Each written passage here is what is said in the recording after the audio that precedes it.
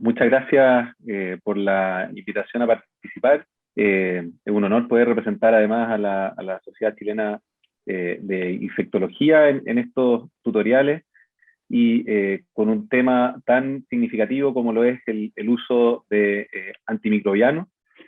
Un tema que ha estado sin duda muy en boga en el último tiempo, por principalmente la resistencia antibiótica, que es un tema mencionado no solo en nuestro país, sino que a nivel internacional, que significa un gran problema a la hora de contar con alternativas terapéuticas para nuestros pacientes, sobre todo en relación a las infecciones intrahospitalarias que complican a un número no menor de los usuarios de nuestro sistema de salud.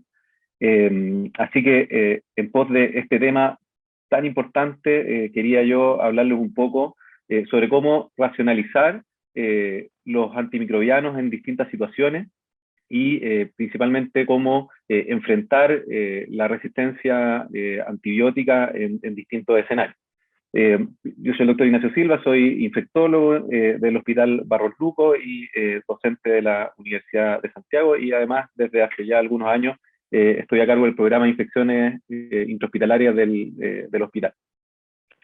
Entonces, quería partir con un caso clínico. Esto es una mujer, 68 años, diabética hipertensa, y hace 48 horas comienza con fiebre y tos productiva, ingresa al servicio de urgencia, y dentro de lo que destaca es la paciente está saturando 89%, sin apoyo de oxígeno, y no se observa compromiso hemodinámico ni alteraciones de la perfusión.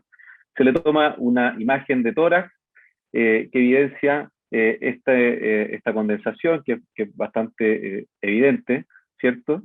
Entonces, yo quería hacerle una primera pregunta a la audiencia, que sería, en relación al caso presentado recién, ¿cuál sería el tratamiento de elección para esta paciente, que evidentemente tiene una neumonía, ¿cierto? Entonces, los invito a votar entre las distintas alternativas, que puede ser que la paciente necesita estar hospitalizada, y el tratamiento más adecuado sería la combinación de una quinolona respiratoria como levofloxacino con una cefalosporina de tercera generación. La paciente se podría manejar de manera ambulatoria con amoxicilina clavulánico, o requiere hospitalización, pero la combinación más racional sería un macrólido como la citromicina junto con ceftriaxona, o manejo ambulatorio con levofloxacino oral. Así que los invito a votar. No, a veces no hay una sola respuesta correcta, a veces hay una que es más correcta que otra. La idea es que acá saquemos algunas lecciones y nos llevemos conceptos que sean lo más correctos posibles para aplicar en la mayoría de las situaciones. Por supuesto que a veces esto se nos puede escapar y hay casos que no cumplen con todas las normas. Así que voten cuál es la alternativa más correcta. No sé si ya podemos ver los resultados.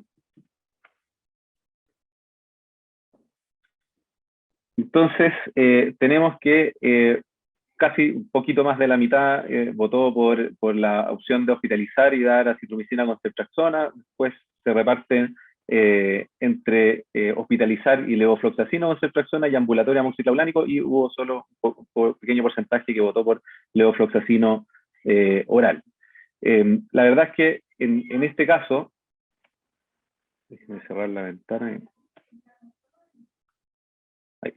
En este caso, considerando, voy a volver hacia atrás un poquito, que la paciente tenía más de 65 años y estaba con requerimientos de oxígeno, la verdad que podemos usar distintas escalas para medir el riesgo que pueda presentar este paciente, o la decisión de manejarlo ambulatorio o hospitalizado, pero pareciera ser que es una paciente que, al menos por el score del CRB 65, está por requerimientos de oxígeno, es mayor a 65 años, así que probablemente necesita estar hospitalizada, y eventualmente podría ser en una unidad de cuidados básicos si es que no está con compromiso hemodinámico, una neumonía focal, etc. Así que en ese contexto, ambulatorio no podría ser, y dentro de los esquemas antibióticos que más recomendamos para pacientes hospitalizados, el uso de ceftriaxona asociada a una quinolona respiratoria parece un poco redundante en un paciente que no está en cuidados críticos, y el levofloxacino, si bien tiene una buena cobertura para atípicos y también en cierta medida para el neumococo,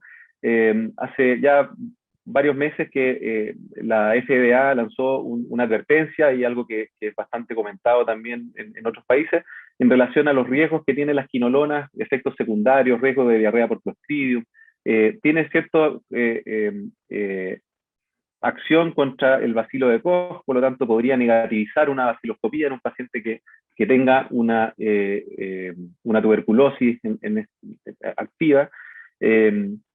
Por esto, por las interacciones farmacológicas y otros motivos, se ha optado por preferir la combinación de un macrólido como la citromicina, que tiene una muy buena acción a nivel local, tiene efectos antiinflamatorios, pocos efectos secundarios, y los otros efectos además de promover la diarrea por Clostridium, no tiene tampoco inducción de resistencia a otros antimicrobianos, y lo convierte en los macrólidos, acitromicina o claritromicina, en uno de los fármacos de elección para como primera línea para una paciente con estas características. Y la respuesta más correcta sería la hospitalización con ceftriaxona y acitromicina, y una alternativa podría ser, en caso de ser, por ejemplo, alérgica a betalactámicos, sería usar levofloxacino en monoterapia. No es necesario la asociación en pacientes que no tienen criterios de unidad intensivo, y podría ser levofloxacino en monoterapia, pero lo ideal sería esta combinación. Insisto, aquí muchas veces no hay una sola respuesta correcta, pero tratar de dar las mejores recomendaciones.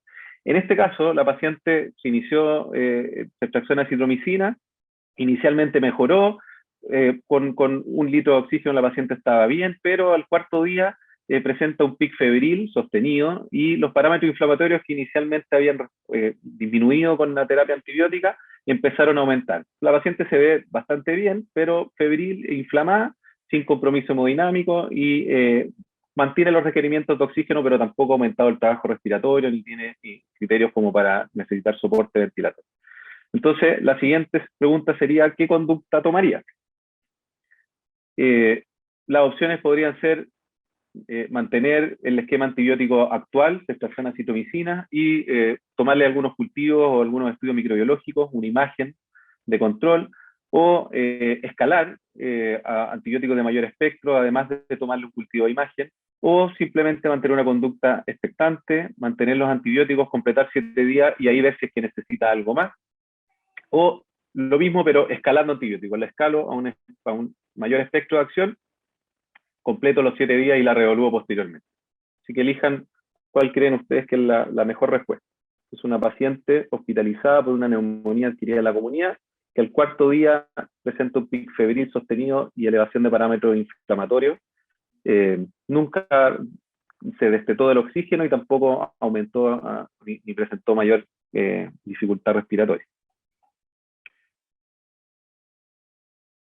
No sé si podemos ya mostrar los resultados.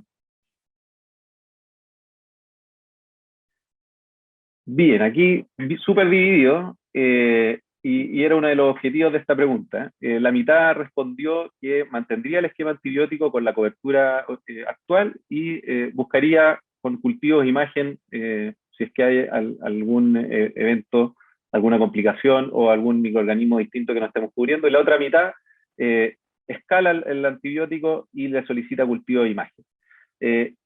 Me parece súper interesante que la respuesta esté dividida porque es lo que vemos en la práctica clínica. ¿Qué es lo que pasó con esta señora? Y de ahí les voy a responder cuál es la respuesta más correcta. La paciente ingresó con esta radiografía y al 6º día le tomaron un control imagenológico y aparece esta imagen con nivel hidroaéreo compatible con un absceso pulmonar. Entonces, aquí la discusión es qué es lo que pasa con las neumonías habitualmente. Si yo tengo una paciente que ingresa con una neumonía adquirida en la comunidad, que tiene agentes que son de la comunidad, probablemente neumococo o algunos atípicos, hemófilus, podría ser micoplasma, moraxella. La verdad es que con los esquemas habituales que usamos, ya sean las cefalosporinas, con amoxicilina clavulánica, con levofloxacino, acitromicina, cubrimos de buena manera la mayoría de estos microorganismos.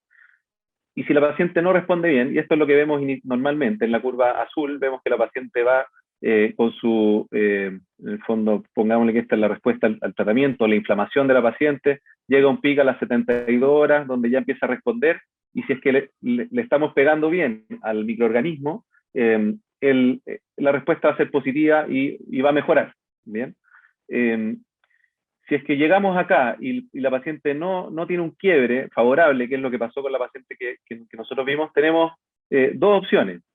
Una es que la neumonía original por ese mismo neumococo se haya complicado, o que durante la hospitalización se haya sobreinfectado con un agente resistente y que es el que le esté causando problemas. O, y algo más raro sería, en las neumonías sobre todo, que de ingreso haya tenido un agente resistente de la comunidad, que la verdad que en Chile eso en infecciones respiratorias es poco frecuente. Entonces lo que uno siempre apuesta a una paciente que está estable, que si bien está febril, inflamada, pero no ha aumentado sus requerimientos de oxígeno, no tiene compromiso hemodinámico, no está choqueada, la verdad que podemos darnos el tiempo de tomar una imagen, mirar si es que está complicado o no, tomarle cultivo y esperar a ver si es que aparece algo distinto y mantenerle el tratamiento antibiótico actual. No tiene por qué tener un agente resistente. Y ese concepto es súper importante. Cuando yo escalo el espectro de la terapia antibiótica, lo que yo estoy buscando es aumentar la cobertura, es cubrir microorganismos resistentes. No es porque el paciente esté más grave o lleve mucho tiempo febril, es porque le estoy tratando de cubrir microorganismos intrahospitalarios o algunos microorganismos resistentes a la comunidad que en infecciones comunitarias son raras. Entonces, a menos que el paciente esté inestable, porque por supuesto, si la paciente está cursando un shock séptico, está inestable hemodinámicamente, no puedo darme el lujo de esperar estos resultados, sino que ahí sí tomo el peor de los escenarios, escalo tratamiento antibiótico, hago lo mismo, y después, y lo más importante, y de lo cual vamos a hablar posteriormente, después lo más importante es ajustar el tratamiento a mis cultivos o al estudio que hice. No quedarme con la indicación inicial, sino que constantemente estar revisando qué es lo que pasó con mi paciente. Entonces, la mayoría de los pacientes cursan esta línea azul, mejoran, hacen un quiebre favorable con el tratamiento empírico y andan bien. Y otro grupo de pacientes se complica de la misma infección inicial con los mismos microorganismos y solo necesitan desfocar en caso de que haya un foco no resuelto, prolongar los antibióticos, por ejemplo, en el caso de un absceso, o drenar en el caso de un empiema y tal vez antibióticos prolongados. Pero el mismo antibiótico no necesariamente va a ser un microorganismo resistente. El siguiente caso es un hombre de 57 años, es obeso, tiene 5 días de compromiso del estado general, odinofagia, anosmia. 48 horas atrás empieza con fiebre alta y tos seca, bien comprometido con altas mialgias, llega a la urgencia también saturando 89% ambiental y sin compromiso hemodinámico. Se le toma una radiografía de tórax que muestra lo siguiente. Bien. Entonces, según los antecedentes y la radiografía, ¿cuál sería el diagnóstico más probable? La alternativa 1 es una neumonía por COVID o por SARS-CoV-2 y la segunda alternativa es una neumonía bacteriana. Esto es fácil de responder, dos alternativas, así que vamos a dar un par de segundos para que contesten y mostramos los resultados.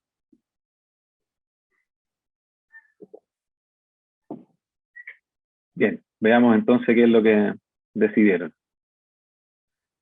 Ya, lo esperable, y ojalá hubiese sido un 100%, pero casi, un 92% respondió que era una neumonía por COVID. La verdad es que, y un 8% por neumonía bacteriana. La verdad es que el cuadro clínico es bastante categórico y la radiografía que mostraba un infiltrado intersticial difuso también es bastante categórico y sospechoso de COVID-19. Así que la verdad es que lo más probable en este caso es que fuese una neumonía por COVID-19. Bien, el paciente está febril, está bien comprometido, no está inestable hemodinámicamente, pero sí no se le ve bien, ¿ya? Y eso siempre, el examen físico visual es algo que nos ayuda mucho. Entonces, con esto yo preguntaría si en este contexto un paciente con una sospecha de neumonía con COVID-19, febril, con mialgia, anomia, odinofagia, y esa radiografía, ¿necesita tratamiento antibiótico? ¿Sí o no? Entonces, la respuesta también aquí es fácil, o uno u otro. Entonces, voten si necesita este paciente con una sospecha de neumonía por COVID, antibiótico o no. Entonces, si ya podemos ver los resultados. Bien, aquí muy parecida la respuesta es el 90% dice que no requiere tratamiento antibiótico. Y hay un 10% que sí requiere, que piensa que sí requiere tratamiento antibiótico. La verdad es que es un caso que que es sencillo porque no tiene las aristas que normalmente tienen nuestros pacientes hospitalizados o que vemos en la práctica clínica, pero efectivamente es una neumonía por COVID, y si la neumonía es por COVID, no necesita tratamiento antibiótico porque es una neumonía viral. ¿Bien? Hay estudios que demuestran que hasta un 70% de los pacientes con COVID hospitalizados se les ha administrado algún tipo de tratamiento antibiótico. Y de esos, solo un 20% en el transcurso de su hospitalización se les ha detectado una infección bacteriana. O sea, la verdad es que el tratamiento antimicrobiano hay que reservarlo para las infecciones bacterianas, y eventualmente un COVID severo podría complicarse dentro de su hospitalización con una infección intrahospitalaria o algunas coinfecciones que son menos frecuentes, como con Staphylo aureus o con aspergilosis, pero son algunos pacientes, casos muy seleccionados, y la verdad que de entrada un paciente no llega con estas cosas, es muy poco probable. Entonces no necesitaba antibióticos. Este mismo paciente al segundo día sigue febril, aumentó sus parámetros inflamatorios, aumentó el trabajo respiratorio, se confirmó el COVID con una PCR positiva, tiene un antígeno de neumococo y legionela negativo, un cultivo, si bien el paciente no expectoraba, se le hizo todo lo posible por conseguir un cultivo aspirado endotraqueal que resultó negativo, tiene una recuento de leucocitos de 12.500, una PCR 80 con un límite inferior en 10, o sea, un límite superior en 10, una procalcitonina en 3, y un escáner de tórax que muestra eso. Bien, la verdad es que, por si no se ve bien, es un infiltrado intersticial en vidrio esmerilado, no se observa evidentes zonas de condensación, es predominantemente vidrio esmerilado bilateral. Bien, entonces el paciente con COVID confirmado, estando en su segundo día de hospitalización, más o menos 4 o 5 días de enfermedad, según lo que él declara, a veces no es muy certero, pero eso es lo que él comentaba. Fiebre sostenida, aumento de reactante de fase aguda y estudio microbiológico negativo. Entonces, la siguiente pregunta sería, ¿qué conducta tomaría? Que se los invito a votar entre estas tres alternativas, que serían medidas de soporte, adherir al protocolo Recovery. Sabemos que el estudio Recovery, un estudio multicéntrico de Inglaterra, que evaluó distintas ramas de tratamiento, una de las cuales, y la que más beneficio ha demostrado, ha sido la rama de corticoides, ¿cierto? Por lo tanto, hasta ahora, una de las principales medidas que han tenido algún impacto en la sobrevida del COVID en pacientes hospitalizados que requieren soporte respiratorio de algún tipo, desde oxígeno en adelante. Los corticoides son lo único que han demostrado algún beneficio cierto y evidente contra el COVID. Si bien algunos fármacos como el Remdesivir y el Tocilizumab han tenido algunas respuestas favorables, el impacto mayor se ve con los corticoides. Entonces, lo primero sería medidas de soporte, protocolo recovery de corticoides, conducta expectante. O le iniciamos antibióticos con cetraxona levofloxacino, o le iniciamos tratamiento antibiótico con amplio espectro, vancomicina y tazonam, o según lo que tengan a su disposición. No sé si podemos ver los resultados ya. Excelente. Me doy por satisfecho, vamos a cerrar la sesión. La gran mayoría, casi el 100%, votó por adherir al protocolo recovery y mantener el soporte y conducta expectante, ¿cierto? Que por mucho que este paciente se vea inflamado, febril, que es parte de lo que se ha visto, de la evolución de un grupo de los pacientes con COVID, con reactante de fase aguda elevado, incluso con una procalcitonina elevada, este paciente no tiene indicación de tratamiento antibiótico, sino que hay que observarlo y esperar más evidencia que nos lleve a confirmar o sospechar con mayor peso una infección bacteriana. Al paciente lo intubaron, lo conectaron a ventilación mecánica y decidieron en ese momento iniciarle antibióticos con cetraxona levofloxacino, a pesar de lo que conversábamos antes, y le dieron 10 días de cetraxona levofloxacino. El paciente anduvo relativamente mejor, disminuyó los requerimientos de oxígeno, los reactantes de fase aguda bajaron, pero al día 20, hospitalización con un weaning prolongado, difícil, presenta un pic febril aislado, 38 grados, lo recontrolaron un par de horas después y estaba afebril, tenía 12.000 glóbulos blancos, una PCR de 60, una procalcitonina en 0,5, Y nuevamente el cultivo es negativo, el paciente no expectora significativamente, le hicieron un lavado broncoalveolar porque encontraron que estaba inflamado por la fiebre y su antecedente de hospitalización prolongada, y aparece escasa cantidad de Pseudomonas y Staphylo aureus con estos perfiles de resistencia. Es un estáfilo meticilino resistente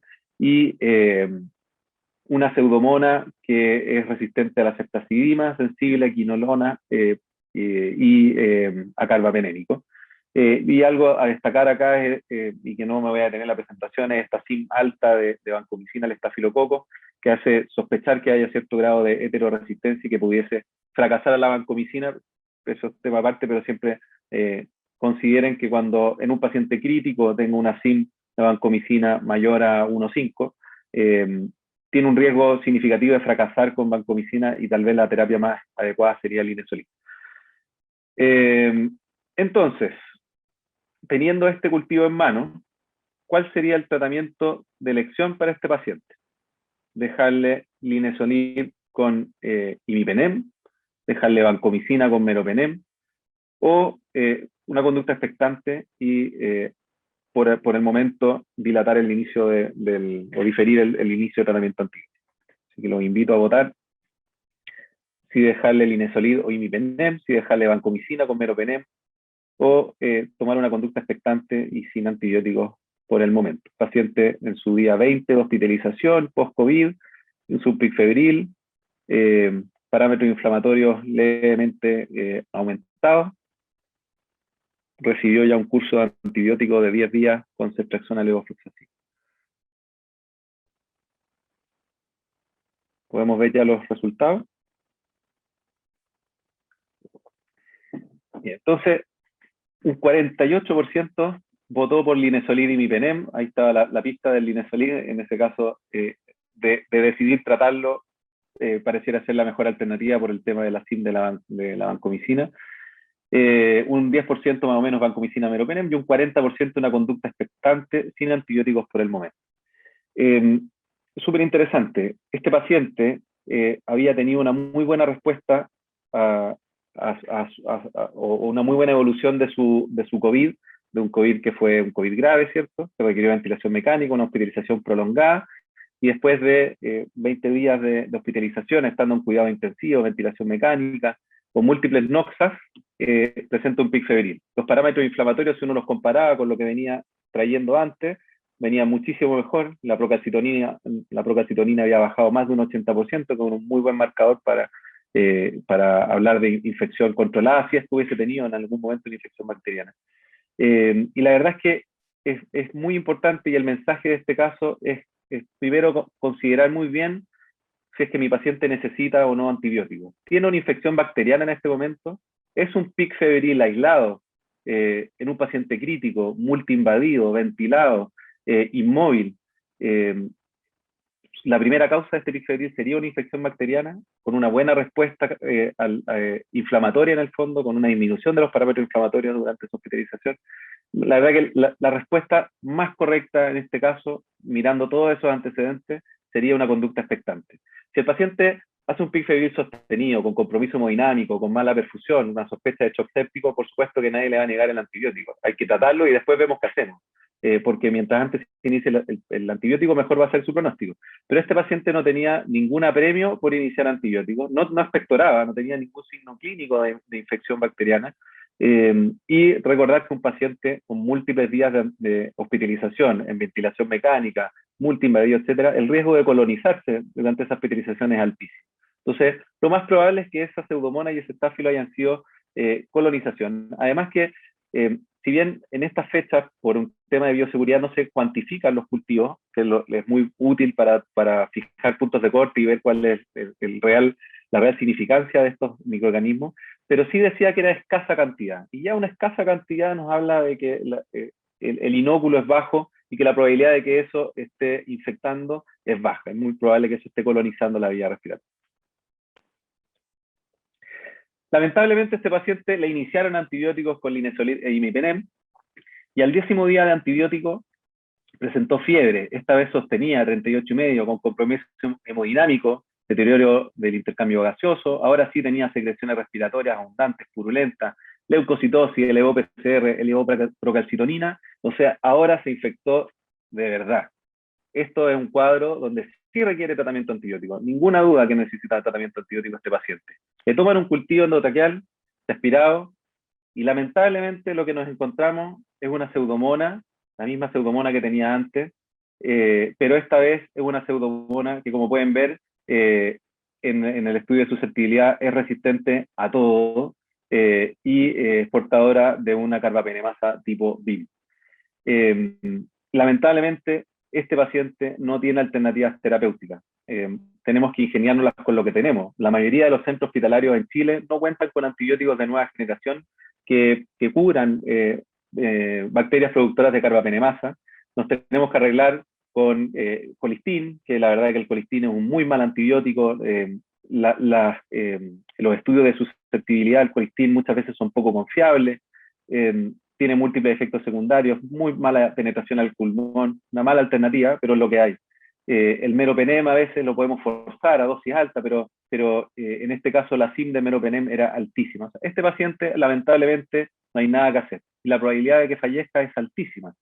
Y muy probablemente parte de esto es por la presión que hemos hecho al darle antibióticos de manera innecesaria. Y por eso es súper importante que cuando tenemos pacientes hospitalizados, y también de manera ambulatoria, pero mucho más crítico los pacientes hospitalizados, que decidamos juiciosamente si el paciente necesita o no necesita antibióticos en este momento, o si puede esperar a tener más elementos, y elegir con cautela el antibiótico que vamos a seleccionar.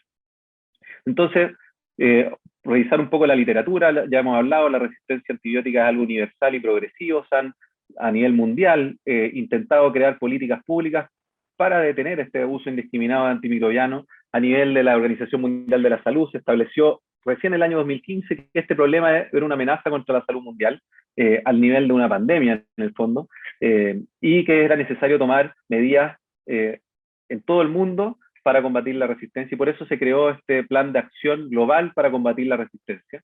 Y en Chile, en el 2017, Chile adhirió a este llamado de la Organización Mundial y se creó el Plan Nacional contra la Resistencia Antimicrobiana, que participan no solo la Sociedad de Infectología y de Microbiología, también algunas facultades de ciencias veterinarias, por supuesto el Ministerio de Salud, Ministerio de Agricultura. Y esto es porque la resistencia no es, no es algo que afecte solamente al ser humano, y no solo algo que se deba al consumo excesivo de antibióticos por nosotros, sino que también involucra otros aspectos del ecosistema. Entonces, se crea este plan nacional que busca concientizar y formar en relación al uso de antimicrobianos, vigilar, por supuesto, la resistencia, optimizar el control de antimicrobianos, prevenir las infecciones intrahospitalarias y, muy importante, investigar sobre la resistencia y sobre los distintos mecanismos y sobre distintas alternativas terapéuticas. Y esto se enmarca en este concepto de una salud que involucra, como les decía yo, a todos los que convivimos en el ecosistema, no solo a los seres humanos, sino que también al medio ambiente y a los animales, porque sin duda que si se rompe cualquiera de estas o si se altera cualquiera de estos elementos eslabones de la cadena, las consecuencias las vivimos todos. Se sabe ya que implementar programas de control antimicrobiano mejora significativamente las tasas de resistencia y los outcomes de nuestros pacientes. El objetivo es medir el uso apropiado de antimicrobianos, eso lo hacemos muchas veces en los hospitales que cuentan con el recurso, pasando los infectólogos y revisando que la dosis, la vía de administración y la duración de tratamiento sea correcta. Esto mejora, por supuesto, los outcomes de nuestros pacientes, los costos asociados al uso de antimicrobianos y de las patologías o efectos secundarios que puedan producir el sobreuso, como la enfermedad por Clostridium, la resistencia. En datos duros, por ejemplo, un estudio demostró que el uso indiscriminado de antimicrobianos aumentaba el riesgo de colonización por estafilococo meticilino resistente en 3,3 veces.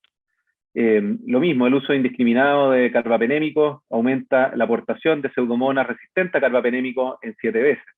Y el uso de cefalosporina y de quinolonas aumenta el riesgo de portación de Klebsiella pneumoniae GLE positiva en 4 y 3 veces. O sea, el uso indiscriminado de antibióticos se asocia a un aumento del riesgo de portación de bacterias resistentes, y estas bacterias las portamos en el hospital, pero también las podemos transmitir dentro de la comunidad. Distintos estudios han demostrado que el cuidar el uso antimicrobiano, el tener un programa de uso racional, y si yo no cuento con el especialista o con un equipo que lo está haciendo, es responsabilidad mía como médico tratante el realizarlo. Y el tener este control antimicrobiano disminuye significativamente algunas complicaciones. Por ejemplo, este estudio demostró, resumidamente, esta línea negra acá son casos de Clostridium difficile en un hospital con uso indiscriminado de fluoroquinolona y cefalosporina. En este momento se inicia el control antimicrobiano y vemos cómo significativamente disminuye la tasa de Clostridium difficile hasta números bastante menores que lo que había cuando había un uso indiscriminado. Otro estudio que en el área de traumatología que disminuyó, restringió el uso de clindamicina en un área traumatológica, y vemos, tal vez no se ve mucho, pero en esta línea media gris clara, el pic de diarrea por Clostridium difficile, y cómo al iniciar la intervención disminuye significativamente, con algunos pics aislados, pero se logra detener brotes de Clostridium difficile al tener restricción de ciertos antibióticos. Las quinolonas, la clindamicina, los betalactámicos son de los antibióticos que más inducen enfermedad por Clostridium. Y así otros metaanálisis han demostrado que los programas de control antibiótico disminuyen hasta un 52% el riesgo de diarrea por Clostridium difficile, disminuyen un 51% el riesgo de colonización o infección por bacilos gram negativos multiresistentes, y hasta casi un 40% la infección y portación de estafilometicilino resistente. O sea, hay demasiada evidencia que nos muestra que el controlar y el uso de antibióticos y usarlo de manera responsable disminuye el riesgo de colonización e infección por bacterias resistentes. Por lo que el hecho de controlarlo no es porque sí, no es para ahorrar plata ni con otros fines, sino que es para disminuir el riesgo de infecciones por microorganismos que después nos cuesta muchísimo erradicar de nuestros pacientes. Y no solo eso, este estudio que se publicó el año pasado es muy bonito, los invito a buscarlo y a leerlo, porque habla de distintas daño que producen los antimicrobianos en paciente crítico principalmente, o sea, es el daño asociado a antimicrobianos, que no solo está en relación a la resistencia. Se ha demostrado que existe toxicidad mitocondrial y disfunción leucocitaria, hay por supuesto alteración de la microbiota y de todo el microbioma, por supuesto los efectos secundarios al fármaco directamente, como reacciones anafilácticas y reacciones idiosincráticas, y así además de la resistencia, enfermedad por Clostridium, etc. Lamentablemente existen distintas barreras que nos impiden instaurar de manera correcta estos programas. Si bien se han ido mejorando en el tiempo y ha habido más conciencia en las autoridades, todavía tenemos en algunos puntos falta de apoyo por los directivos, no solo a nivel hospitalario, sino que también a nivel central. A veces algunas jefaturas de algunos servicios no se comprometen lo suficiente y no le toman el peso al control antimicrobiano y a la infección intrahospitalaria. A veces los mismos clínicos no conocen las guías, no las respetan o no le dan el peso suficiente. Falta la capacitación y el tiempo para dedicar a personal exclusivo para el control antimicrobiano. Y algo que siempre nos piden, bueno, a ver, ¿y cómo demuestran que su programa resulta? Tengo los estudios que les acabo de mostrar, pero bueno, muéstreme a mí, en mi hospital, cómo me va a bajar el costo y eso es muy difícil de demostrar porque el impacto es a largo plazo y son muchos los factores que influyen. Afortunadamente, el año pasado, el Ministerio de Salud logró lanzar esta norma para el uso racional de antimicrobianos, en el fondo nuestra gran norma nacional para optimizar el uso de antimicrobianos, que son los PROA, Programa de Racionalización de Antimicrobianos, ¿cierto? O optimización del uso antimicrobiano. Disminuye y tiene un impacto en la resistencia antimicrobiana, en el desenlace clínico de nuestros pacientes, y lo que le importa mucho es disminuir los costos, pero a largo plazo. Entonces, ¿en qué paciente, cuándo y cómo puedo hacer yo como tratante, este uso racional de antimicrobianos? Uno de los conceptos más importantes del uso juicioso es desescalar en el momento adecuado. Yo no tengo ningún problema de iniciar antibióticos si tengo una sospecha de infección, incluso de usar antibióticos de amplio espectro si considero que es prudente. Lo más importante es acotar el espectro, acotar la indicación del antibiótico a cuando sea estrictamente necesario, y el espectro a los microorganismos que yo vaya identificando durante el estudio. Para eso tengo que estudiar al paciente. Yo no puedo iniciar un antibiótico a un paciente sin objetivar que efectivamente tengo una infección, por ejemplo, una radiografía en un paciente con sospecha de neumonía, un examen de orina y un urocultivo en un paciente con sospecha de infección urinaria, y acotar el espectro a lo estrictamente necesario.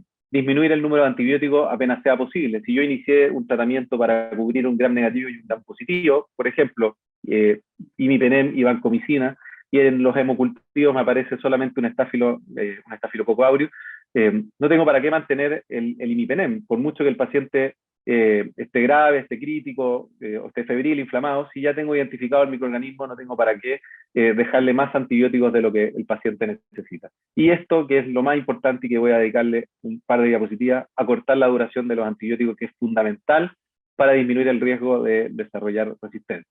El desescalar las terapias empíricas o el ajustarlas a lo que el paciente, lo que se ha identificado al paciente o al diagnóstico del paciente, disminuye significativamente el riesgo de morir. Bien, o sea, es una de las pocas conductas que disminuye la mortalidad de los pacientes.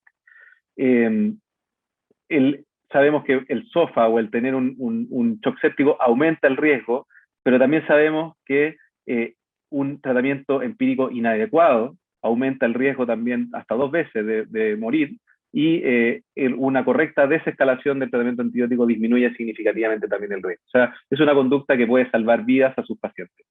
Y aquí otra revisión sistemática que comparó el ajustar tratamiento antibiótico versus no hacerlo, y también se observó significativamente una disminución de la mortalidad en aquellos pacientes que se desescaló el tratamiento. O sea, es una medida que le puede salvar la vida a su paciente, incluso más que dejarle el mismo antibiótico. ¿Y a quién? A todos. No existe ningún paciente que no se beneficie de un ajuste de su antimicrobiano. Por supuesto que tengo que preocuparme de, bueno, cuál es el foco de infección de mi paciente. Tal vez no lo puedo desescalar porque el antibiótico que elegí, si bien puede tener mayor espectro, tiene mejor penetración en algún tejido, o existen focos que no han sido drenados o tratados, que son una de las pasos fundamentales a la hora del ajuste antimicrobiano.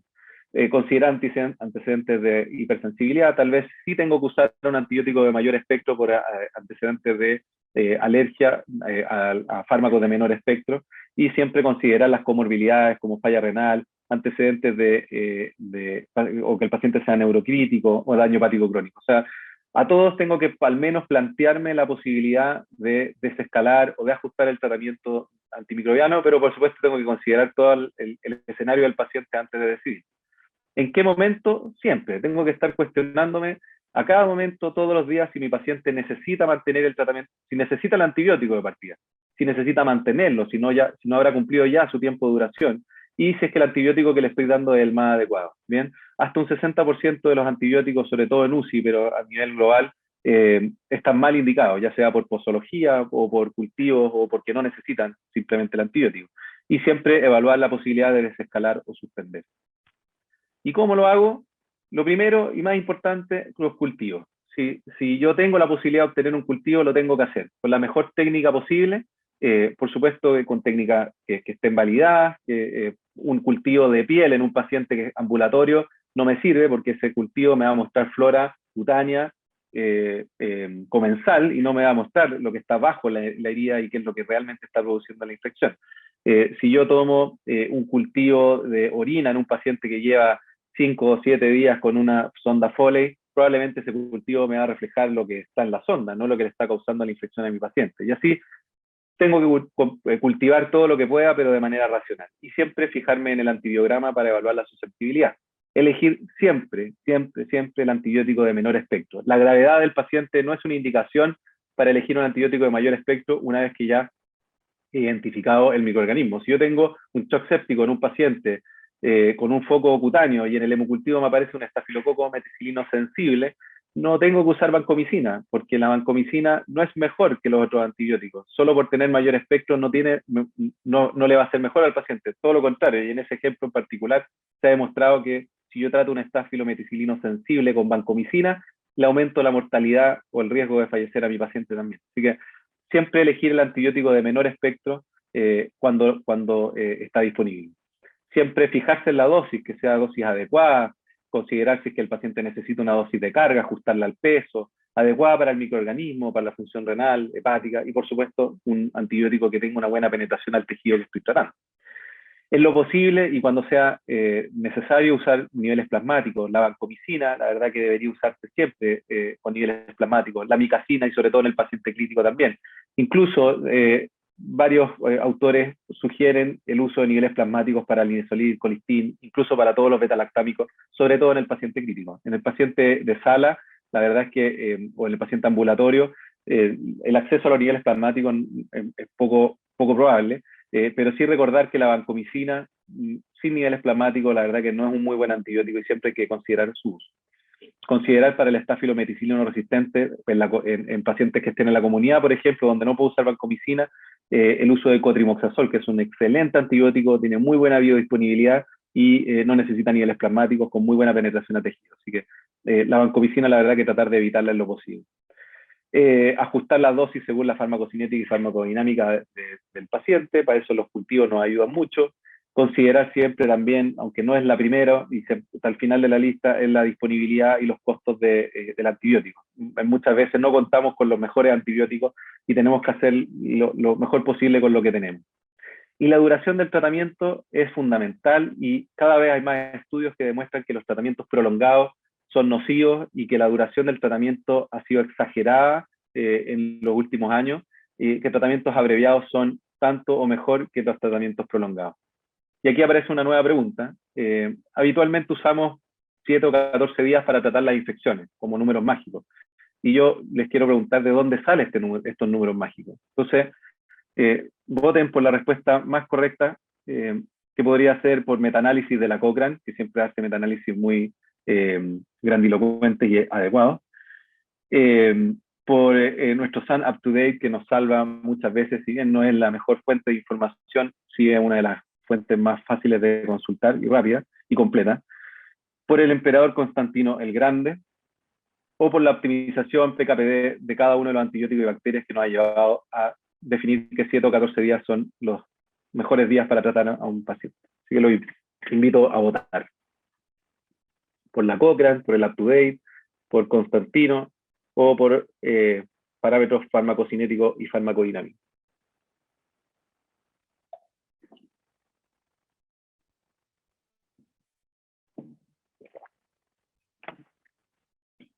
Bien, veamos los resultados. ¿Quién nos salvó? Bien, tenemos un 18% que vota por la Cochrane, solo un 7% por el UpToDate, me parece bien. Un 33% por el emperador Constantino el Grande y un 43% por la farmacocinética y farmacodinámica. La verdad, y para desilusión de la gran mayoría, este número mágico de 7 o 14 días lo instauró Constantino, un emperador del año 300 por ahí, que decretó que las semanas tenían que durar 7 días por temas lunares, religiosos, etc. Y de ahí salió que las semanas duraban 7 días, y por eso en esa época empezaron a hacer cursos de 1 semana de duración, o 2 semanas de duración, o 3 semanas de duración, y se les antojó que este número era el correcto para tratar infecciones.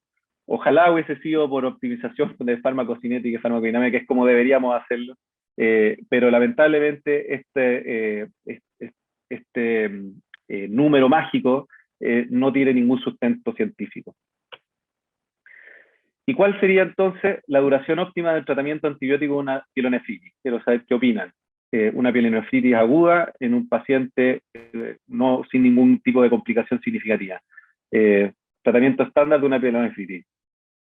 Los invito a votar entre 5 y 7 días, entre 7 y 10 días, 10 a 14 o 14. ¿Bien? Una pielonefritis en un paciente que no tiene abscesos ni ninguna complicación evidente. Veamos los resultados.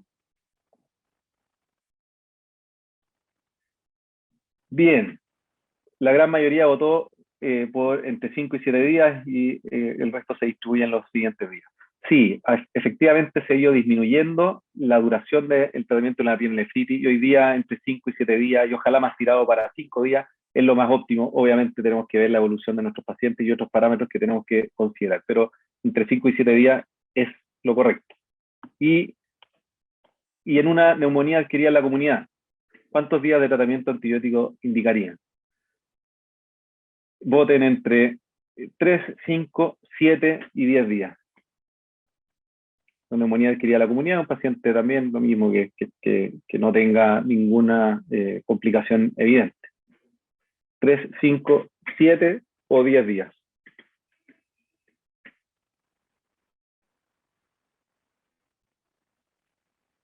Veamos los resultados. Bien, la gran mayoría se inclina por los 5 días y algunos otros por 7 días. La verdad es que la neumonía adquirida en la comunidad se ha ido acotando su duración de antibióticos y hoy día la recomendación es que sea 5 días y no más. Sabemos que los antibióticos que utilizamos tienen una muy buena biodisponibilidad, la mayoría de los microorganismos son susceptibles y la mayoría de los pacientes responden bien a cursos abreviados de antibióticos. ¿Y qué harían con una bacteriemia por una Klebsiella pneumoniae? Paciente séptico, ingresa por una infección urinaria y ponemos cultivos positivos por una Klebsiella pneumoniae. ¿Cuántos días de antibiótico le dejarían? ¿5, 7, 10 o 14 días?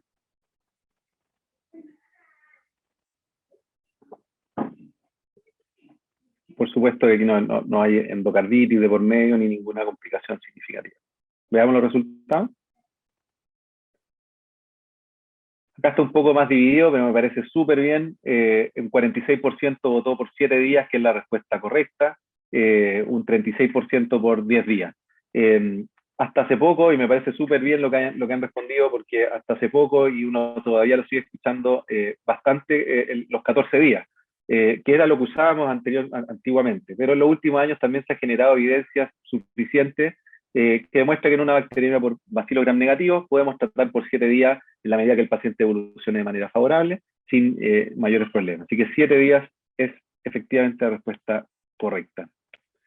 Entonces, ya por el año 2016, este infectólogo Brad Spellberg planteó este nuevo mantra de la medicina que es mientras más corta la duración del antibiótico, es mejor. ¿Bien?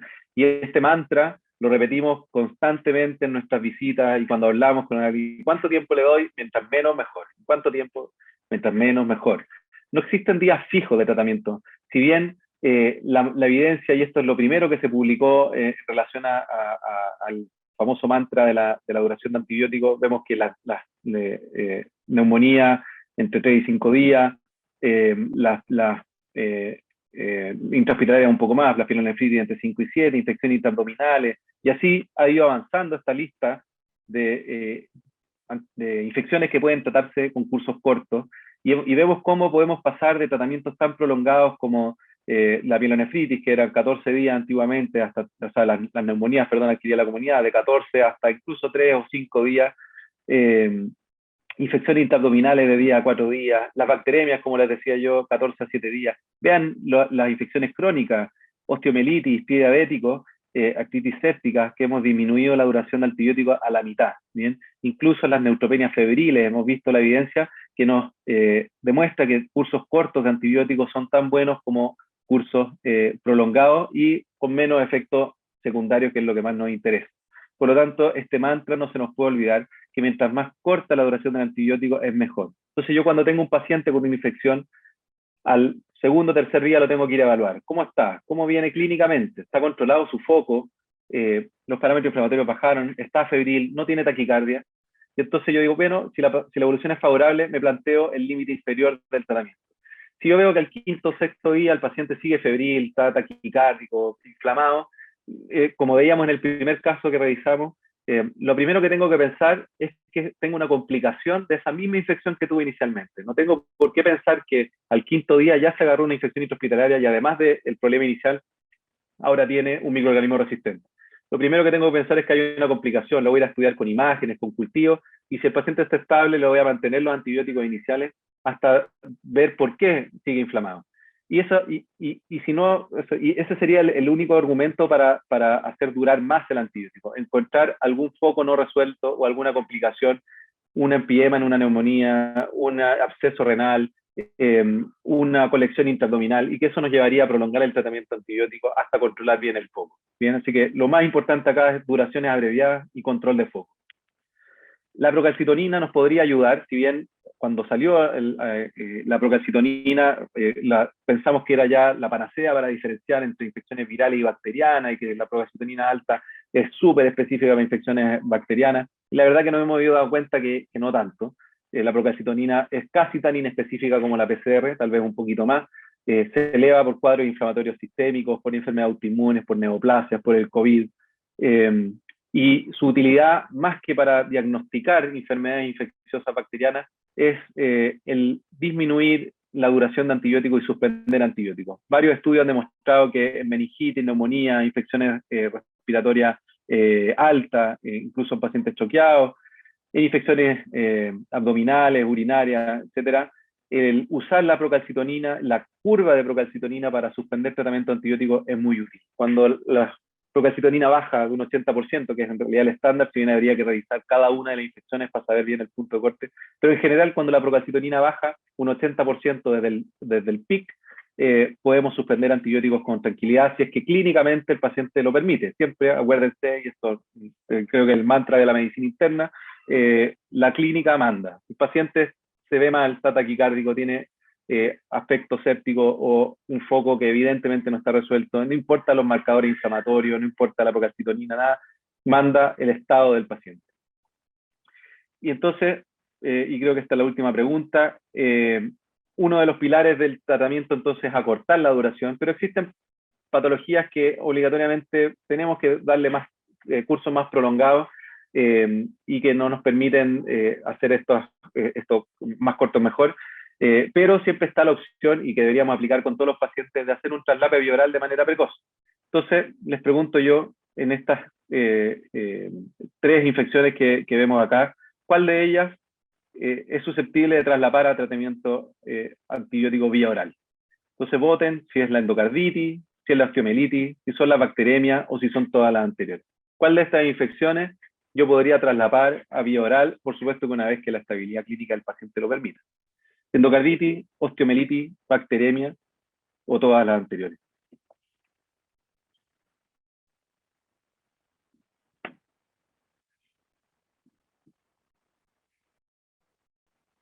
¿Podemos ver los resultados ya?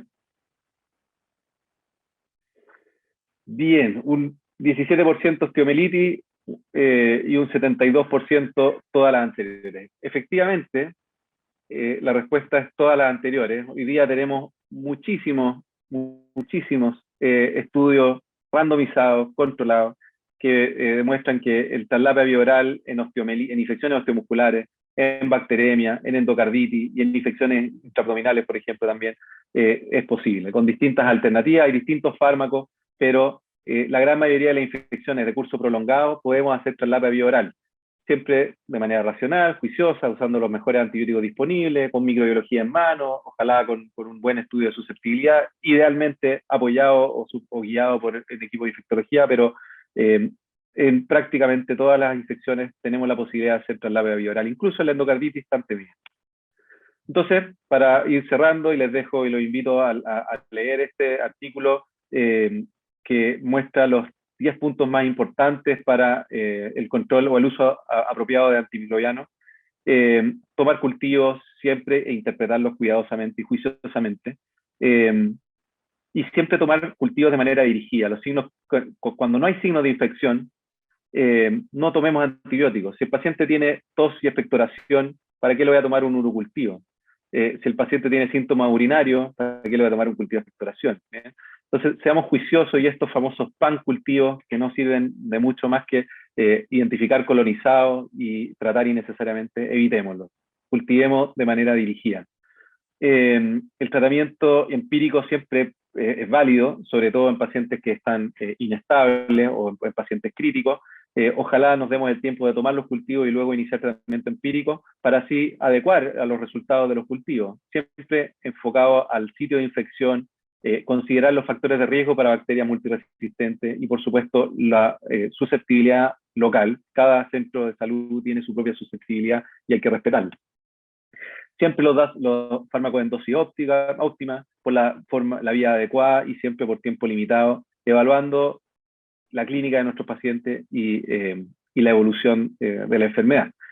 La combinación de antibióticos casi nunca está recomendada ni en pacientes graves, ni en pacientes con pseudomonas. La verdad que la única indicación de tratamientos combinados sería si es que por epidemiología local, si un centro tiene mucha resistencia, por ejemplo, a carbapenémico, y tal vez sería recomendable combinar de manera empírica un carbapenémico con un aminoglicosio, pero con el objetivo de cubrir la mayor cantidad de microorganismos. Y una vez que tengo el cultivo y me dice, mira, tengo esto, con esta susceptibilidad, suspender todo lo que no sea necesario. Y algunas patologías específicas como la endocarditis por enterococo, las infecciones protésicas por estafilococo, que requieren tratamientos combinados según caso a caso. Pero la verdad que el uso combinado de antibióticos, cuando ya tengo identificado al microorganismo y su susceptibilidad, no es necesario. Evitar el uso de antibióticos para tratar la fiebre, que es un clásico en el turno, en la noche. Mira, el paciente con fiebre, un pic febril, no, déjale vancomicina, tazonam, vancomicina y imipenem, tómale cultivo y paracetamol. La verdad que el principal mensaje es que la fiebre no es un signo de déficit de antibióticos. ¿Bien? Existen múltiples causas de fiebre en un paciente hospitalizado más aún y en un paciente crítico aún más. O sea, evaluemos si el paciente en ese minuto de verdad está cursando una infección. Y no olvidar que los antibióticos son para tratar infecciones bacterianas. Entonces, cuando yo me paro frente a un paciente con fiebre, mi pregunta es, ¿este paciente está cursando una infección bacteriana en este momento? Si mi sospecha es sí, bien, dé el antibiótico, ningún problema, pero no dejen de hacerse ese cuestionamiento. Siempre evitar los antibióticos que más riesgo tienen de inducir resistencia, los betalactámicos, las quinolonas. Esto es muy importante, de tener los focos infecciosos. Si un paciente tiene un absceso cutáneo y le dejo antibiótico y no mejora, y tiene el absceso puesto ahí, y al 10.º día sigue con fiebre, yo no le voy a dejar vancomicina y imipenem. Yo lo que tengo que hacer es drenarle el foco que le está causando la fiebre. Lo mismo los invasivos, infecciones asociadas a catéter, infecciones asociadas a catéter urinario o a prótesis, siempre hay que plantearse la posibilidad de retirarlo.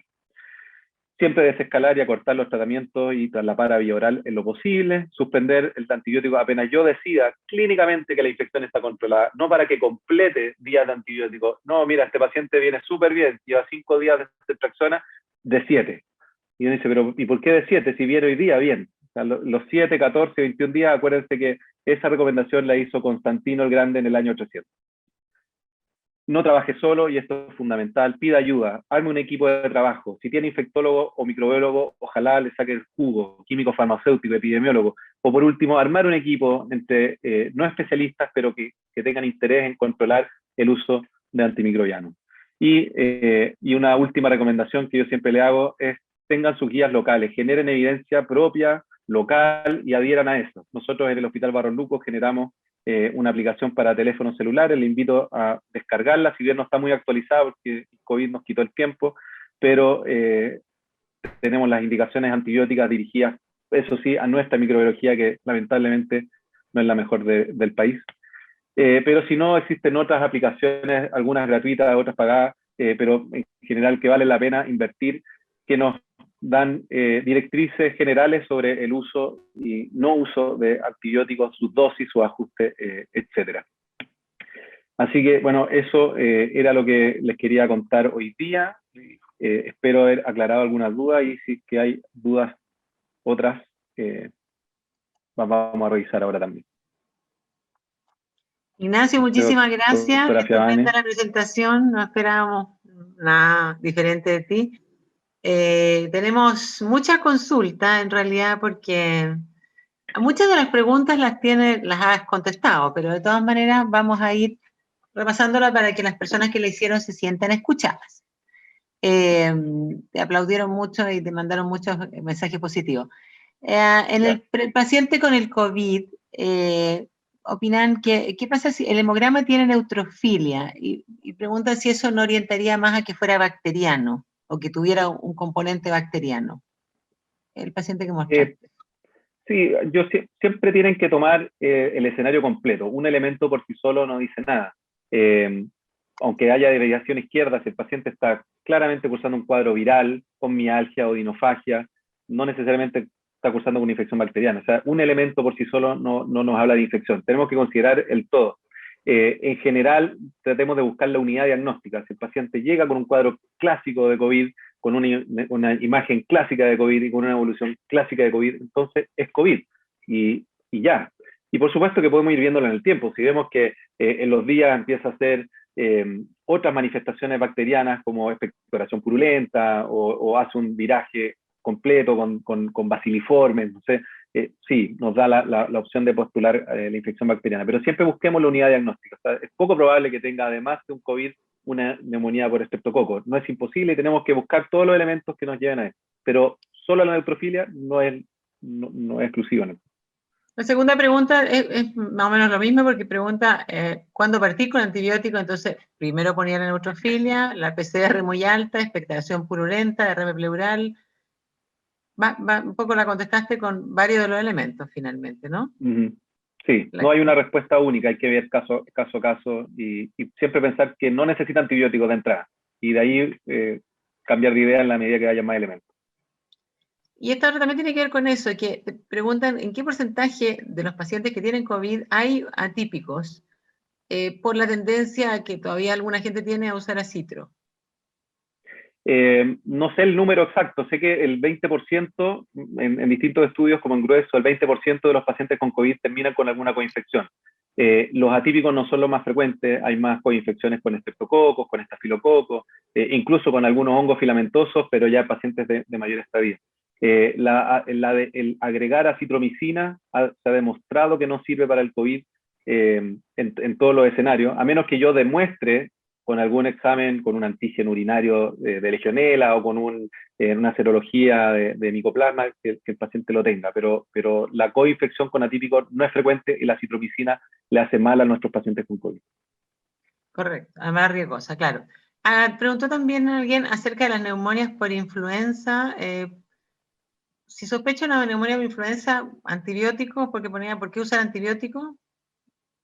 No, o sea, la neumonía por influenza no se trata ni con antibióticos ni con antivirales, a menos que sea un paciente crítico, incluso así sigue siendo cuestionable. Existe también coinfección bacteriana con influenza, pero no es lo más frecuente, y insisto, partimos siempre de la base que la infección es microbiana por influenza, y si es que tenemos elementos que nos lleven a pensar que se sobreinfectó, imagen clínica, le podemos dar antibiótico, pero de entrada no lo necesitan. En pacientes con COVID, ¿qué piensas del ampicilbactam? ¿Algo especial, algo distinto a los otros pacientes? No, la ampicilina sulbactam se iba posicionando como un muy buen antibiótico para tratar neumonía bacteriana, porque no es un metalactámico, no es una cefalosporina y que no, por lo tanto disminuye el riesgo de resistencia, pero no tiene propiedades especiales contra el COVID. O sea, insisto que para el COVID, de lo que tenemos disponible en nuestro país, los corticoides para los que necesitan oxígeno. Todo lo demás está de más, a menos que tengamos evidencia de que se sobreinfecte, pero por sí sola no tiene ningún impacto. Correcto. En los pacientes con estáfilo multi-R, tú nombraste algo, ¿verdad? Y dijiste, cuando hay resistencia a banco, piense en usar Linezolid, pero plantean Linezolid o Teico. No, Linezolid. Linezolid es el tratamiento de elección, o cotrimoxazol, que es un muy buen antibiótico. ¿Por alguna razón? O sea, ¿quieres justificar por qué por qué no usar? Uno es que muchas veces no se cuenta con la susceptibilidad para la tricoplanina. No sabemos si comparten genes de resistencia. Dos, porque la penetración del linezolid y el cotrimoxazol al tejido pulmonar es buenísima. Y porque no hay estudios que en estos estáfilos con heteroresistencia la tricoplanina sea mejor que la vancomicina. Sí lo hay con linezolid. Con line, correcto. Este también, bueno, tiene que ver mucho con lo que es ahora. En la práctica, dice acá, en los pacientes con infecciones por bacilos gram-negativos, productores de beta-lactamasa de espectro extendido, se deja carbapenémico a pesar que el antibiograma se observe susceptibilidad, por ejemplo, a aminoglicósidos o quinolonas. ¿Qué te parece? Si es que hay susceptibilidad a quinolona, es una muy buena alternativa. Siempre hay que ver el foco. No me acuerdo, mencionaba en algún foco. No, bacilo gram negativo. ¿En qué cultivo, perdón? O en general. No, pues ya. Sí, en bacilos gram negativos BLE, las quinolonas son una muy buena alternativa, y otra alternativa muy buena es el ertapenem cuando disponemos de él. Hay algunos estudios que comparan tazonam, que también tiene espectro de acción contra los bacilos BLE, versus carbapenémicos en pacientes bacteriémicos, y la verdad que los que usan tazonam tienen mayor mortalidad. Entonces, la elección para bacteremia por bacilos gram negativos BLE es el ertapenem, y si se puede usar quinolonas, ningún problema. Yo la verdad que por el tema de efectos secundarios de las quinolonas, personalmente no me gustan mucho, y la FDA también recomienda usarlas solo cuando no hay otra alternativa disponible. Correcto. En el primer caso que vimos, otro de los asistentes te pregunta por qué no podríamos usar solo ceftriaxona. ¿Por qué tenemos que agregarle el macrólido? Muy buena pregunta. Paciente adulto mayor con comorbilidades tiene mayor riesgo de infección por atípicos, además del neumococo. La ceftriaxona cubriría el neumococo, pero no cubriría los atípicos como principalmente micoplasma y legionela. Así que la citromicina nos sirve para cubrir los atípicos, además de las múltiples propiedades antiinflamatorias de la macrólidos, que es muy bueno. Correcto. También te pregunta otro de los asistentes, ¿dónde encontrar datos sobre la llegada de antibióticos a tejidos? Como que es una pregunta que uno tiene a veces. Sí, en las aplicaciones que les mostré al final, en la guía Mensa, en la guía Stanford y en la del Johns Hopkins, tienen esas recomendaciones. En el UpToDate también. El UpToDate, acuérdense que todos podemos acceder al UpToDate de manera gratuita por la red MinSal, en los computadores MinSal, y el UpToDate está ligado al Lexicom, que es una de las mejores guías farmacológicas que existen. Correcto. Hablaste un poquito de neutropenia febril. ¿Alguna otra cosa que quieras? Nos preguntan ellos sobre consideraciones especiales. Hablaste de los tiempos. ¿Algo más que quieras decirnos de neutropenia febril? La neutropenia febril siempre es un tema árido, porque la literatura que tenemos no es nacional, es extranjera, principalmente norteamericana, y los norteamericanos son muy temerosos con la resistencia. Entonces ellos cubren todo de la comunidad, de lo que sea, lo cubren con vancomicina por el estafilometicilino resistente de la comunidad, y con antiseudomónicos porque tienen mucho más susto a las pseudomonas. La verdad que en una neutropenia febril es prudente cubrir pseudomonas, pero hay que ver si el paciente ha estado hospitalizado anteriormente, o sea, los factores de riesgo para microorganismos resistentes. Si es una neutropenia intrahospitalaria, una muy buena terapia es el meropenem, que tiene muy buena cobertura para gram positivo, gram negativo, resistente, pseudomonas. En intrahospitalaria estoy hablando, que es que muchos de estos pacientes que hacen neutropenias profundas son pacientes que están institucionalizados o que han recibido quimioterapia intensa y que tienen riesgo de microorganismos resistentes. Y la cobertura para estafilococo, eso sí ya está súper claro, que no es de entrada solo en pacientes que han sido invadidos, que tienen un catéter o un catéter transitorio, que tienen una puerta de entrada cutánea.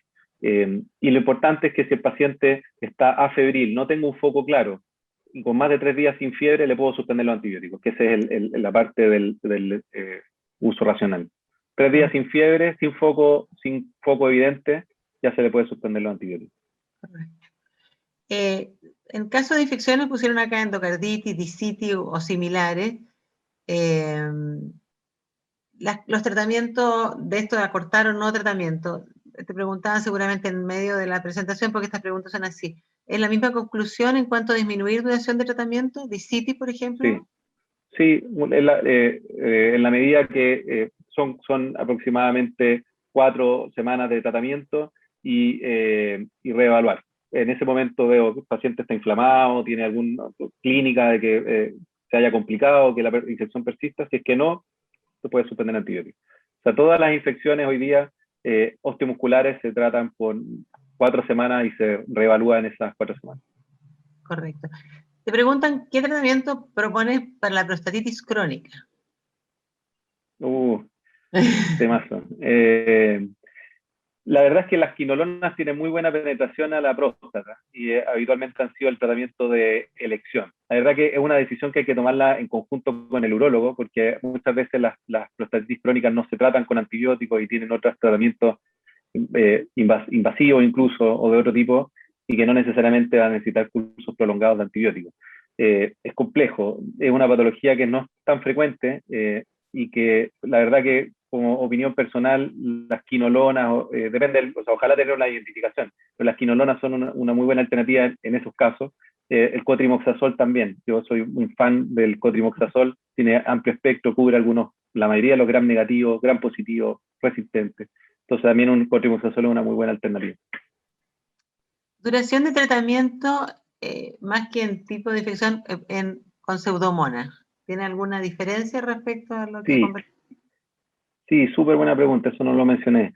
Esta duración abreviada está en base a bacilos gram negativos fermentadores. Los no fermentadores, como la Pseudomonas, se mantiene todavía la recomendación de tratamiento más prolongado. Hay que evaluar, o sea, al menos 10 días, la mayoría recomienda en esos casos sí 14 días, pero son las infecciones que son más duras de tratar. El estafilometicilino resistente y la Pseudomonas, habitualmente damos cursos más prolongados. ¿En qué momento traslapas a vía oral estos pacientes con estas infecciones como complejas en que a uno le costaría traslaparlo?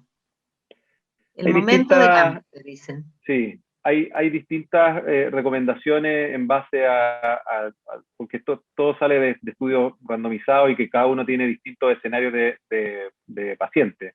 La mayoría recomienda hacerlo entre los 10 y 14 días, o sea, después de 10 o 14 días de tratamiento endovenoso. Pero hay algunos más osados que han hecho traslape al quinto día, o al séptimo día y también con buenos resultados. Yo recomiendo que dan al menos 10 días, 14 días de tratamiento endovenoso y después traslapar.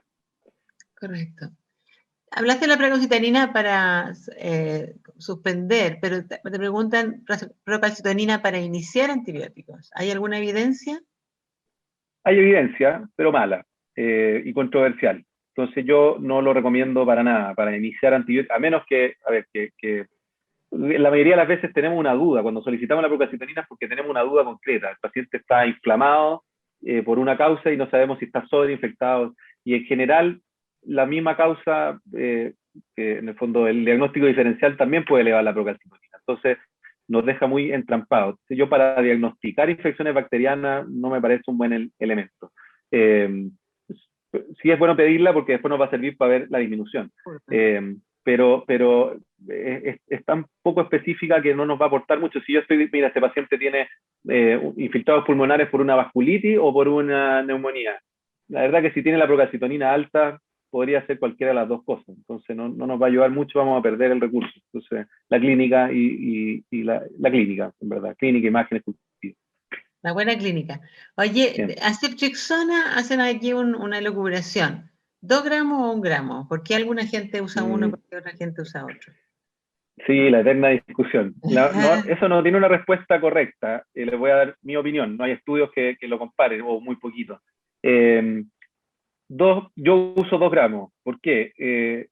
La SIM de las bacterias a la ceftriaxona, como hay sobreuso de ceftriaxona, ha ido aumentando. Si bien se mantiene con una muy buena susceptibilidad en neumococo y en gram negativo, la concentración inhibitoria mínima ha ido subiendo y por lo tanto, en algunos casos con 1 gramo nos podemos quedar cortos.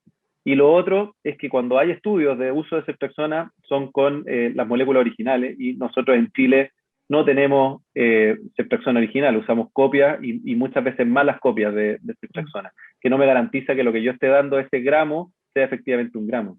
El margen en la biodisponibilidad es grande y en bacterias y sobre todo con la CIM límite no me puedo dar el lujo de perder miligramaje. Así que no está mal usar 1 gramo, pero creo yo que en nuestro país es más prudente usar 2. De todas maneras, mirar al enfermo. O sea, evitarla. Claro, de todas maneras mirar al enfermo, pues Ignacia, ahí va viendo, claro, siempre. Porque hay gente que defiende el gramo, pero es cierto, en general usamos. Sí, o sea, la profilaxis, por ejemplo, de peritonitis bacteriana espontánea, que en todos lados sale 1 gramo. A veces en el hospital nosotros la peleamos, no deja de 2, pero la verdad es que no hemos tenido nunca una alta incidencia de peritonitis usando 1 gramo, así que como dice el viejo dicho, si con agüita va mejorando, agüita le seguimos dando. Correcto. Paciente COVID en UCI, ¿cuándo podríamos plantear empíricamente usar antifúngicos? Empíricamente nunca. ¿Nunca? El antifúngico, no, el antifúngico empírico es malo, o sea, empírico me refiero como a priori de entrada, o sea, hay que hacer un tremendo análisis primero Uno, porque los antifúngicos son tóxicos, muy tóxicos, la mayoría de los que disponemos. Entonces no es gratuito dejar el antifúngico a una persona. Algunos son con niveles plasmáticos. La verdad que el diagnóstico de una micosis invasora, aquí estamos hablando además de Aspergillus, no de Cándida, estamos hablando de Aspergillosis invasora. Y el diagnóstico de la Aspergillosis invasora tiene muchas aristas, clínica, imagenológica, serológica, microbiológica. O sea, tenemos que tener todo eso junto y redondito para iniciar un antifúngico empírico. La verdad que la mayoría de las veces es empírico porque no tenemos la confirmación microbiológica ni histológica, pero empírico en base a una imagen compatible, en un huésped susceptible y con ojalá un marcador serológico como un galactomanano positivo. Correcto. Acá hay uno de y un lavado broncoalveolar, perdón. Claro, lavado broncoalveolar en estos casos, claro. ojalá siempre. Respecto a los tratamientos acortados, entonces plantean si estos tratamientos acortados de 5 a 7 días para una pielonefritis, por ejemplo, ¿es con cualquier cefalosporina o con algunas cefalosporinas que tienen mejor penetrancia o no? Sí, eso es buena pregunta. Obviamente va a depender del antibiótico que usemos. Estos estudios están hechos en la base de que estamos usando antibióticos racionales. La verdad que las cefalosporinas en general llegan muy bien al parénquima renal y son muy buenos también con concentraciones urinarias, así que con cualquier cefalosporina de tercera generación, que es la más usada, ceftriaxona, cefotaxima, debería andar bien. El cefadroxilo, que también se usa mucho, pero como traslapio oral, en el entendido que el paciente o la paciente respondió muy bien y le hicimos el traslapio, así que también podría ser sin ningún problema porque clínicamente mejoró. Así que no debería haber problema si es que el antibiótico que estoy usando se usa de manera racional. O sea, lo elegí bien. Correcto. Después te plantean pacientes con IMC alto, 40, en relación al uso de vancomicina. ¿Calcula por peso o pone dosis máxima? Vancomicina es un tema para hablar todo un día, porque es súper controversial el uso en pacientes con parámetros de farmacodinamia o farmacocinéticos alterados, como son los obesos, los pacientes críticos, enfermos renales. La recomendación es usar dosis de carga plena, ajustada por peso hasta un límite, o sea, usar bolos de vancomicina o dosis de carga mayores de 2 gramos, la verdad que es poco recomendable. Ojalá usar bombas de infusión continua en estos pacientes, bombas de infusión de vancomicina. Mi recomendación en pacientes obesos mórbidos es que si yo no tengo niveles plasmáticos de vancomicina disponibles, no usarla bajo ninguna circunstancia. En todos estos pacientes, paciente crítico, paciente renal crónico o agudo, pero con disfunción renal, y pacientes obesos, preferir, si no tengo niveles plasmáticos, usar otro fármaco como el linezolid o cotrimoxazol que no los necesita. Es complejo usarla sin niveles plasmáticos. Dosis de carga full, ojalá no más de 2 gramos en una primera carga. Bombas de infusión continua hay que considerarlas en muchos casos, pero siempre con niveles plasmáticos. Correcto. Hacen una pregunta sobre faringoamigdalitis bacteriana. Si hay alguna modificación en la duración de terapia. No, es que siempre, bueno, en los últimos años, ya sea de las primeras infecciones que disminuyó la duración de antibióticos, ojalá no, depende del antibiótico que usamos, pero la recomendación óptima es usar penicilina benzatina, porque es una sola dosis, no requiero dejar antibióticos orales después, y además es lo que más tiene relación con la disminución de las complicaciones reumáticas de la infección estreptocócica. Acitromicina es una muy buena alternativa, aunque la tasa de resistencia sigue aumentando, pero pueden ser cursos de 3 días de acitromicina, máximo 5, y si uso amoxicilina, ahí sí son 7 días de tratamiento. Tratamiento de la neumonía aspirativa. Tiempo, no, 7 días también, no más de 7, 5 o 7 días como cualquier otra infección del parénquima. Así al final lo que influye acá es dónde es la infección y los microorganismos y susceptibilidades de ellos. La mayoría de las neumonías aspirativas son por gram positivo. A los anaerobios cada vez están menos relacionados a las neumonías aspirativas, pero son todos sensibles. Y con los fármacos que usamos, que son la ampicilina, sulbactam o amoxiclavulánico o ceftriaxona metronidazol, todos llegan muy bien y con SIM óptimas con estos microorganismos, así que con 5 o 7 días debería estar súper bien. Lo único que les recomiendo es no usar clindamicina, nunca, ojalá nunca, en su vida. Pero a menos que sospechen shock tóxico, que sabemos que las clindamicina en dosis alta, 900 cada 8 horas, tiene efecto antitoxina, no por el efecto antibiótico, sino que por el efecto antitoxina. Pero la clindamicina es un fármaco malo, que ha aumentado su resistencia, sobre todo en anaerobio en el último tiempo, y que es uno de los fármacos que más se asocia a diarrea por Clostridium, y que es fácilmente reemplazable por el metronidazol. Así que eso, eviten la clindamicina. Eliminarlo. Acá tenemos un problema, Ignacio, porque nos dicen que en las salas básicas por la pandemia se tratan neumonias graves de COVID y el protocolo de la SOCHIMI dice antibiótico empírico, y que ustedes dicen no antibiótico. Sí, así es. Dicen, en la mayoría de los lugares no hay posibilidad de hacer antígeno urinario ni algo para orientarse. Claro. Entonces hay que hacerle caso a uno. Insisto en la gravedad, en la clínica, en la gravedad del paciente. Si el paciente está grave, crítico, no hay ningún problema con que le inicien antibiótico empírico, pero siempre pensando en que le inicie antibióticos porque le estoy tratando una infección bacteriana. Por lo tanto, se la tengo que confirmar o descartar. No es porque le ayuda al COVID. Entonces, si el paciente está grave, crítico, le inicio antibióticos pensando que está sobreinfectado, pero le busco esa sobreinfección. Le hago una buena imagen para tener más antecedentes. Le tomo un cultivo de expectoración. Me puedo apoyar con otros marcadores como la desviación izquierda y otros elementos del hemograma que nos pueden ayudar. Pero ojalá poder sacarle ese antibiótico lo antes posible. Pero si el paciente está crítico, no hay ningún problema. Acá te insisten en el uso en estáfilo de clinda, pero ya dijiste que no, te parecía que no. El estáfilo cada vez es más resistente a la clinda. No, el tratamiento de elección para el estafilococo es la cloxacilina endovenosa, no oral, la clindamicina, o sea, la cloxacilina oral tiene una biodisponibilidad de un 30-40%. Tendría que darle dosis elefánticas de cloxacilina para tratar bien un estáfilo. La flucloxacilina es un poquito mejor. De manera ambulatoria, para el estáfilo lo mejor es el cotrimoxazol, el amoxiclavulánico o el cefadroxilo, para el sensible, por supuesto. La clindamicina no es el tratamiento de elección. Para los resistentes hay que ver el antibiograma, la mayoría son sensibles a cotrimoxazol y si no puede ser linesolido oral, que es carísimo, pero bueno, si no hay otra opción, para dejar oral, pero si no, vancomicina, que es lo barato. Pero la clindamicina no es un tratamiento de elección para estafilococo, ni primera, ni segunda, ni tercera línea, así que no tiene cabida. Hay otras alternativas a eso hoy. Si fuese lo único que le puedo dar al paciente, bueno, habrá que darlo si es un antibiótico igual, pero hay tantas otras alternativas más seguras y buenas que no tiene sentido. Acá nos preguntan, ¿en todas las bacterias al séptimo reducimos aunque el hemocultivo esté positivo? Bien, hay distintos estudios que demuestran que no es necesario controlar con hemocultivo las bacterias fulgram negativos porque en la inmensa mayoría los hemocultivos están negativos y solo retrasan la conducta.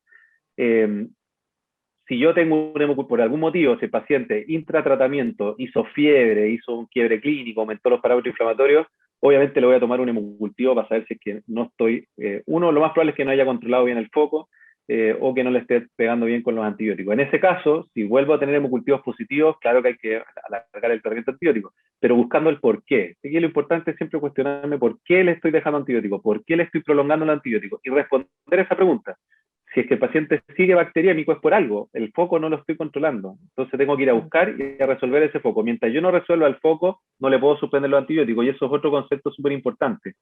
Si yo tengo una bacteriemia asociada a un foco, por ejemplo, un catéter o un absceso, una colección, un empiema, yo no le puedo suspender el antibiótico en ningún día si yo no he controlado el foco. Si el paciente no lo ha metido a pabellón en 20 días y tiene todavía el tremendo absceso ahí, yo no le puedo quitar los antibióticos porque no le he resuelto el foco. Si al paciente no le han sacado el catéter, yo no le puedo dar 7 días de antibiótico, le voy a dar 7 días desde el control de foco, que en ese caso sería el retiro del catéter. Correcto, son los 7 después de. Pregunta si hay un score para suspender antibióticos. ¿Cómo hay score para todo? No lo conozco al menos, no soy muy fan de los scores en todo caso. Creo que lo mejor ahí es, insisto, cómo está el paciente, si está febril.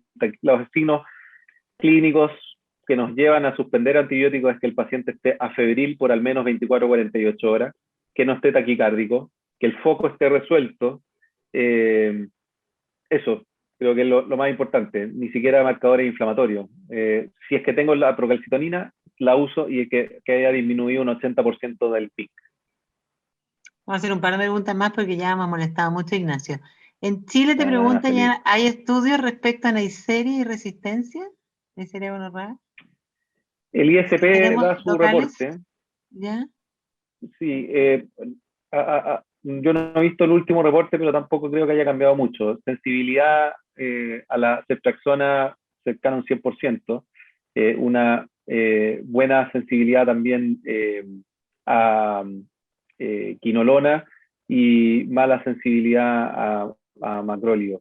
Yo creo que hoy día el tratamiento de elección para la gonorrea sigue siendo la ceftriaxona intramuscular, que es una muy buena alternativa, una dosis baja de ceftriaxona, que pueden ser 250 miligramos intramuscular.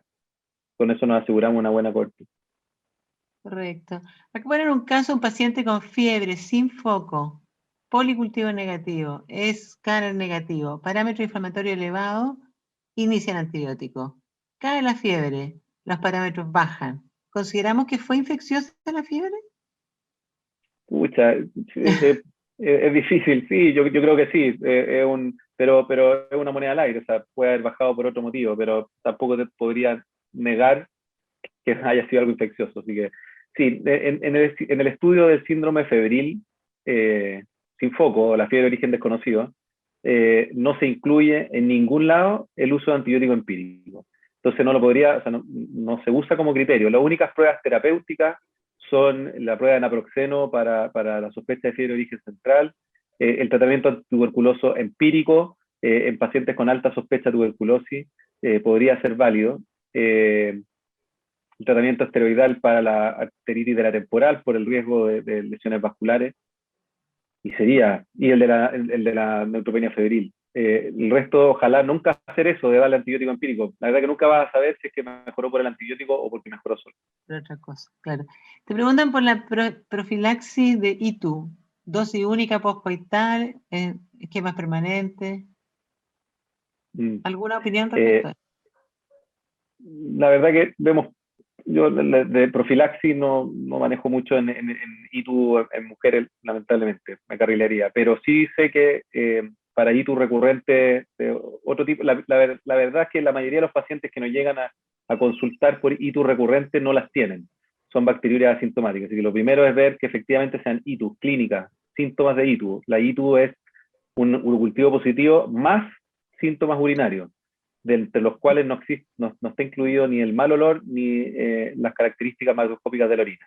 Disuria, poliaquiuria, puño percusión en caso de pielonefritis, y examen de orina alterado principalmente en base a placas de pus y bacterias sin células epiteliales. Los nitritos no nos sirven para diagnosticar ITU, pueden servirnos para orientarnos si es un gram negativo o no, pero no sirve para diagnóstico de ITU. Los leucocitos por sí solos tampoco. Las placas de pus son muy certeras. Entonces la mayoría no son ITU.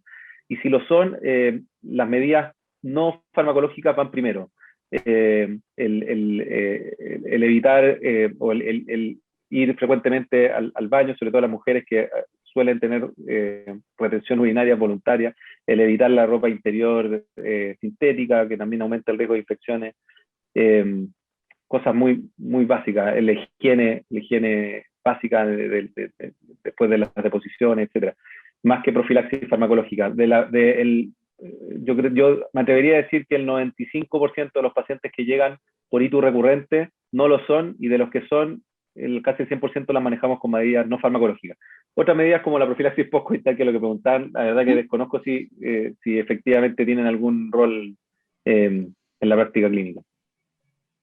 En pacientes en tratamiento acortado, por ejemplo, de infecciones de la comunidad y tu pielonefritis, inmunosuprimido, ¿mismo tiempo que en inmunocompetente de tratamiento? Bien, buena pregunta y súper recurrente.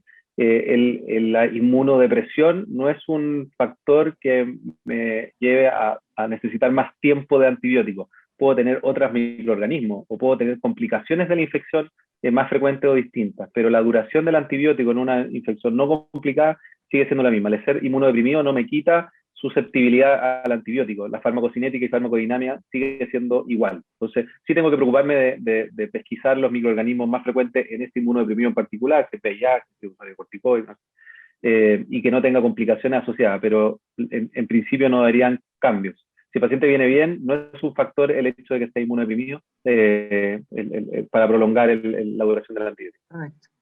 Acá hace una pregunta, Virginia. Los neurólogos dicen siempre en neumonías aspirativas cambian el metro por clinda porque el metronidazol altera el umbral convulsivo. Entonces te pregunta, ¿qué hacemos? No le hagas.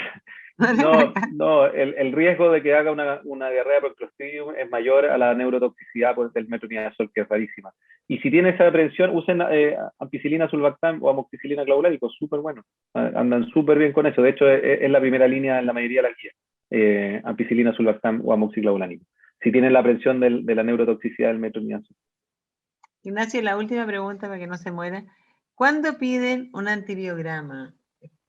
Cuando no viene, ¿cuándo pedirían especialmente? Buena pregunta. En general viene, pero si no, si es un microorganismo de la comunidad, no sé, pues, un estreptococo. La verdad que resistencia al estreptococo en adultos tenemos muy poquita, así que no sería necesario.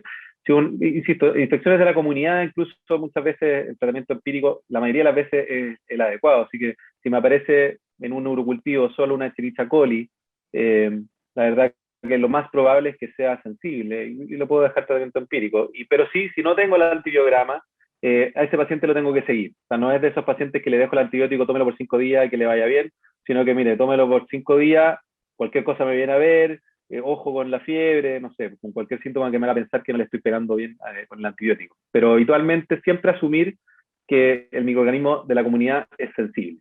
A menos que el paciente venga grave. Si el paciente llega hospitalizado, llega un paciente con un shock séptico de foco urinario, sabemos que el porcentaje de resistencia a la comunidad es cercano a un 30%.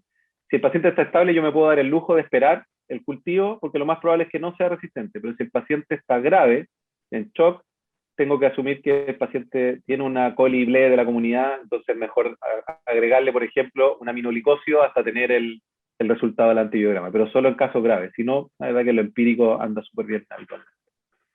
Bueno, teníamos muchísimas preguntas, Ignacio, pero ya te hemos explotado de sobremanera. Todos te han felicitado, nosotros te sobre felicitamos. Muy interesante, muy buen tema, todos aprendimos, así que muchas gracias de nuevo. Muchas gracias por habernos dado la idea de hacer estos tutoriales. Te vuelvo a reconocer públicamente. Y gracias, nos estamos viendo, pues. Claro que sí, pues, Jesucita. Bien, gracias a ustedes por la paciencia y por quedarse hasta el final. Porcentaje de retención lo veremos después. No, muy bien, tenía muy buen porcentaje de retención. Muy bien, gracias, chao. Adiós. Bueno, un abrazo a todos y todas.